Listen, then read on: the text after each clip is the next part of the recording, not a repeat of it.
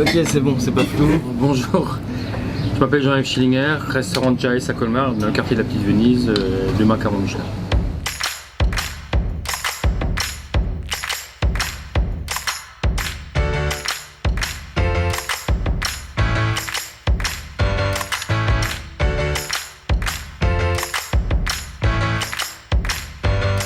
Du coup, quel a été votre parcours à peu près?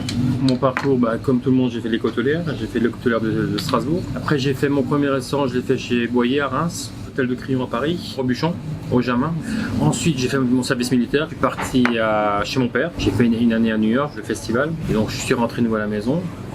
Et en 95, malheureusement, le restaurant il a brûlé avec un incendie criminel. Il y a 3 jeunes qui ont mis le feu au restaurant. Et malheureusement, mon père est mort à l'intérieur. Donc, comme ça arrive très souvent, déchirure dans la famille. J'ai appelé mon ancien patron à l'époque, demandé s'il avait une place pour moi. Et il m'a proposé à l'époque de reprendre son restaurant où j'étais chef. Et je suis parti à New York avec une valise. Et ensuite, en juin 97, j'ai ouvert Destinée, donc ça avait tout bien Destinée. J'ai ouvert mon premier restaurant enfin, et ça a tellement bien marché que j'ai remboursé M. Rachoud, donc la personne qui m'a aidé à New York. En 99, j'ai ouvert un deuxième restaurant à New York qui s'appelait Olika. J'avais un partenaire en salle qui s'appelait Christophe Lopito. Donc on était 50-50, sa fille s'appelle Olivia, ma fille s'appelle Camille, donc on a mis les deux noms ensemble, ça fait Olika. Okay.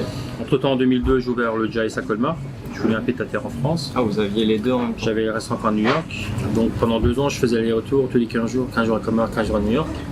Jusqu'au jour, j'en avais marre et en 2004, j'ai tout vendu à New York. J'ai vendu le restaurant qui nous restait et je suis revenu complètement à Colmar. En 2004, on a la première étoile. Donc ça, c'est bien. 2004, ouais. Et en 2016, on a eu la 2e étoile.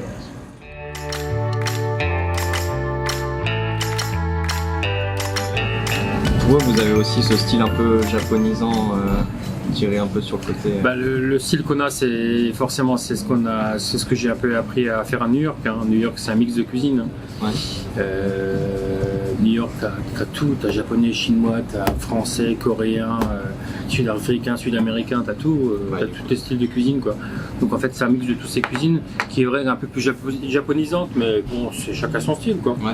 Mais c'est vrai que je fais rien du tout d'alsacien. À part moi qui suis 100% alsacien, tout le reste c'est pas alsacien.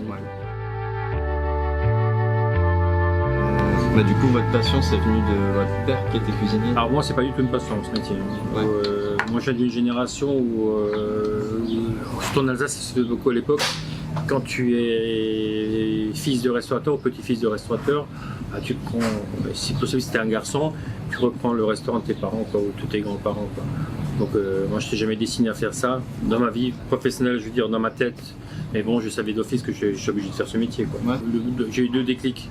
Un à l'école hôtelière à la fin quand j'ai dû faire un concours, parce qu'ils m'ont choisi parce que j'avais un nom à l'époque, que j'ai gagné d'ailleurs. Et le 2e déclic c'était Robuchon. C'est vraiment les 2 déclics où j'ai vraiment aimé ce métier et maintenant j'ai fait ça de passion. Au départ c'est pas un métier par passion. Si vous aviez un plus beau souvenir en cuisine? Nous qui cherchons les étoiles, quand on t'appelle pour avoir, quand tu dis la 2e étoile, c'est un super souvenir. On se souvient comme si c'était hier. Plus que la 1. La 1, je ne m'attendais même pas. Donc, ça m'était sorti de la tête carrément, une Michelin. Vu que j'ai passé 7 heures à New York, quand je suis revenu, et vu qu'à l'époque il n'y avait pas de Michelin à New York encore, ça m'était sorti de la tête. Et donc quand on l'a eu, j'étais un peu surpris parce que c'est pas une obsession. La 2e c'était plus une obsession déjà. On avait décidé, on s'était laissé 3 ans pour l'avoir.